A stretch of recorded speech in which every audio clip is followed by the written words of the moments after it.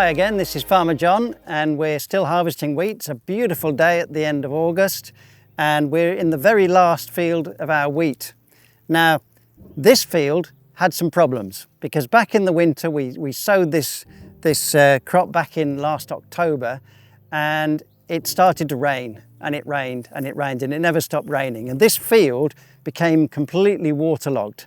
So some of the wheat survived, but a lot of it drowned, a lot of it died.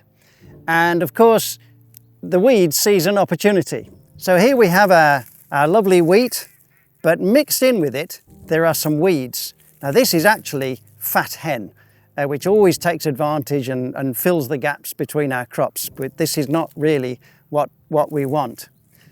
In the Bible, Jesus tells all sorts of parables about the harvest and about sowing seeds to tell us a different kind of story.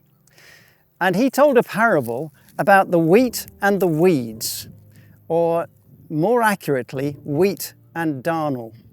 So the story goes like this. Jesus said that a man sowed the seed in his field and it grew into wheat. And then the workers came back to the owner of the field and said, "Didn't you sow wheat in that field?" And he said, "Yes." "So why is it full of weeds?"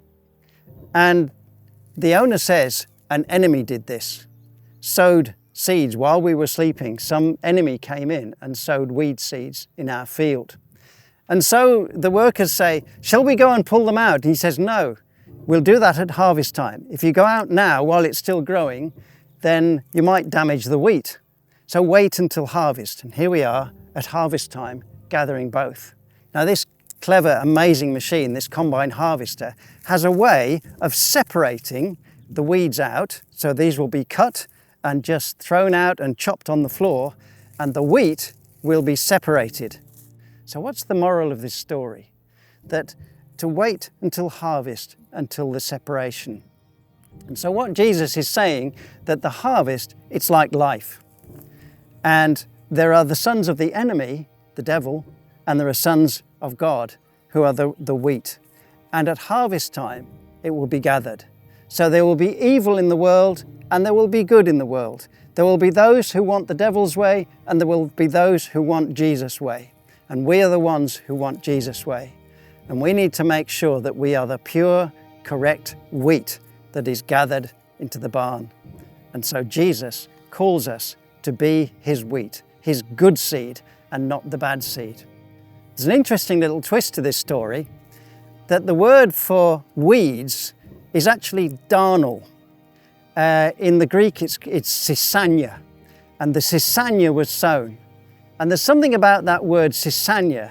It means darnel, which was a weed that looked really like wheat. You couldn't tell the difference when it was growing. It's only later that you can actually tell the difference.